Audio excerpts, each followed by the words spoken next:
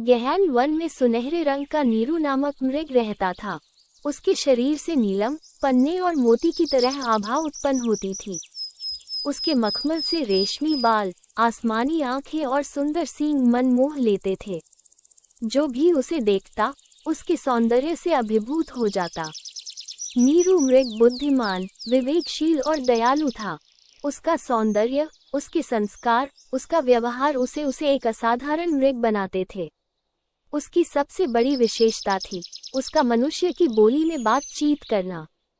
एक दिन वो वन में स्वच्छंद विचरण कर रहा था कि उसे किसी व्यक्ति की चीत्कार सुनाई पड़ी।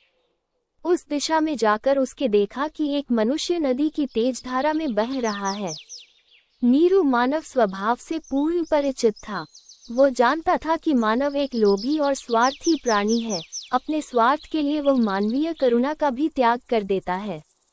मानव का ये स्वभाव उसे हानि पहुंचा सकता है। ये ज्ञात होते हुए भी उसके हृदय में करुणा उमड़ पड़ी।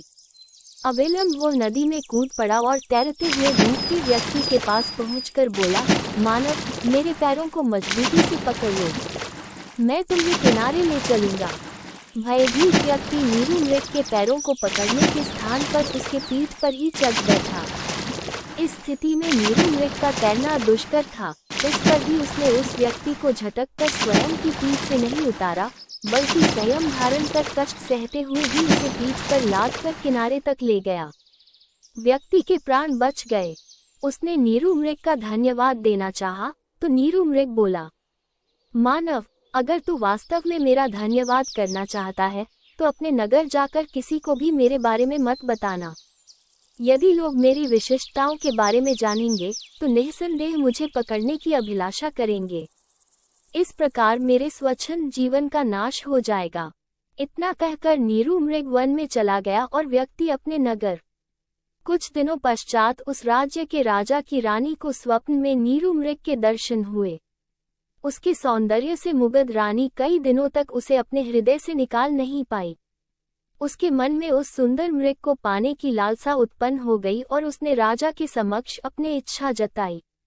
राजा ने अपनी रानी की इच्छा की पूर्ति के लिए पूरे राज्य में ढिंढोरा पिटवा दिया कि जो कोई भी रानी द्वारा स्वप्न में देखे मृग को ढूंढने में सहायता करेगा, उसे एक गांव और बहुत सारा नकद इनाम दिया जाएगा।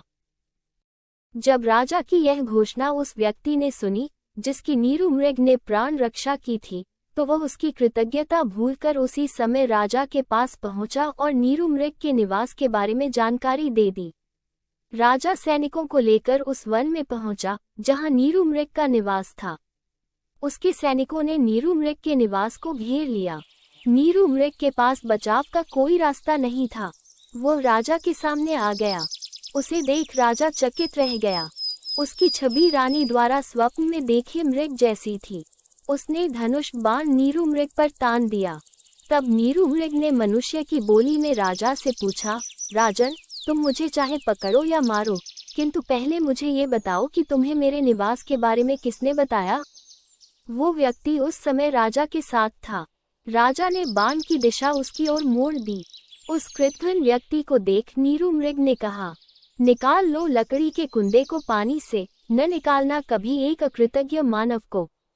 राजा को नीरू मृग के कथन का आशय समझ नहीं आया। पूछने पर नीरू मृग ने उस व्यक्ति के नदी में डूबने और उसे बचाने का सारा वृतांत राजा को सुना दिया। सारा वृतांत सुनकर राजा के हृदय में भी करुणा का भाव जागृत हो उठा। उसने नीरू मृग से क्षमा याचना की और आवेश में आकर उस कृतघ्न मनुष्य का संहार करने के लिए उस पर बाण तान दिया। ये देख नीरू मृग के पुनः करुणा दर्शाते हुए राजा से उस व्यक्ति को क्षमा कर देने की प्रार्थना की।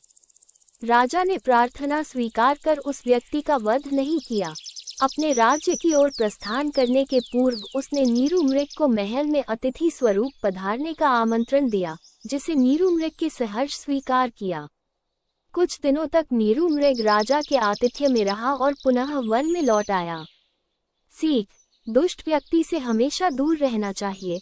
ऐसी और अधिक मनमोहक और नैतिक कहानियों के लिए लाइक, शेयर और सब्सक्राइब करना न भूलें। धन्यवाद।